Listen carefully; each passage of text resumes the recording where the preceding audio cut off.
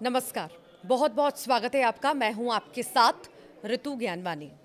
हादसे बोलकर नहीं आते, लेकिन अहमदाबाद में आज जो हुआ, ऐसा हादसा ऐसे भी नहीं आता। ऐसे हादसे सालों साल तक नहीं भूले जाते। आज अहमदाबाद से इतनी बुरी खबर आई कि पूरा देश सन्न है।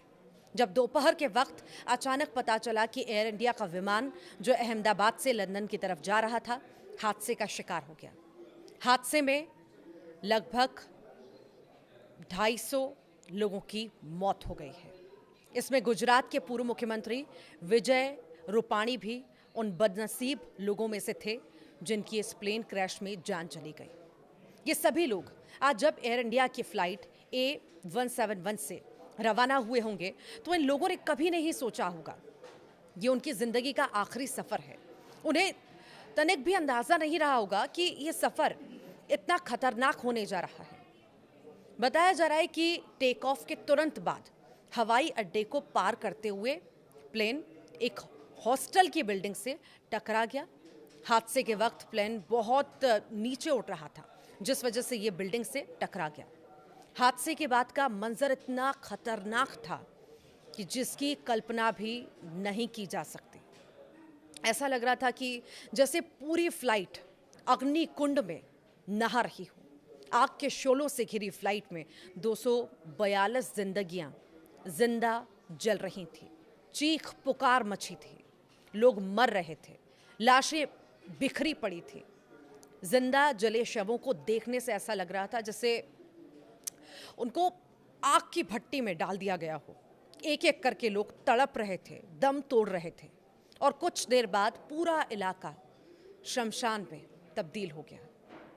बताया जा रहा है कि इन 242 मुसाफिरों में से केवल एक शख्स जिंदा बचा है जो घायल है। उनका इलाज जारी है।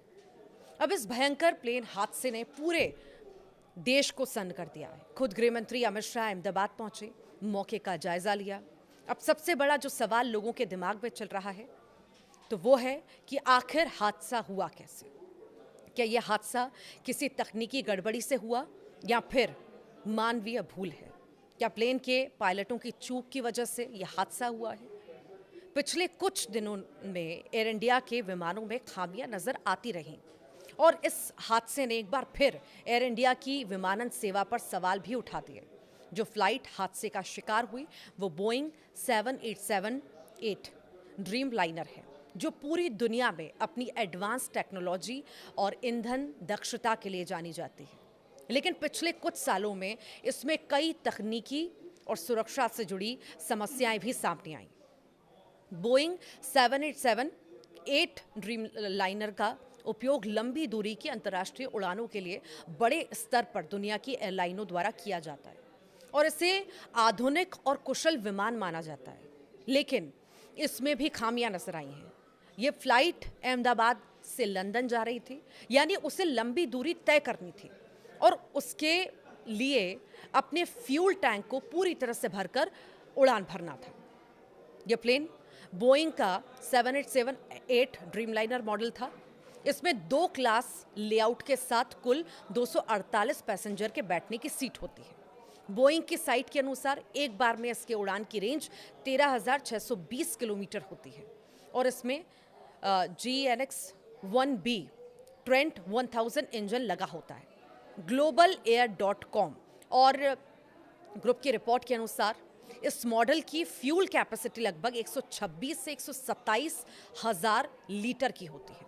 इस प्लेन में उड़ान भरते समय 1,25,000 लीटर जेट फ्यूल भरा गया था।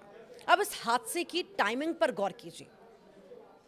अधिकारियों ने बताया कि बोइंग ड्रीमलाइनर विमान ने दोपहर करीब 1:47 बजे उड़ान भरी और उड़ान भरने की मंजूरी मिलने के 9 मिनट बाद दुर्घटनाग्रस्त हो गई।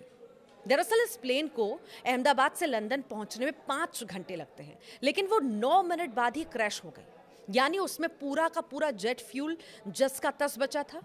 ऐसे केस में उसके क्रैश होने से उसके आग के गोले में बदलने की सबसे बड़ी वजह यही नजर आती है। हालांकि वो क्रैश क्यों हुआ, ये बात ब्लैक बॉक्स की आधिकारिक जांच के बाद ही सामने आ पाएगी।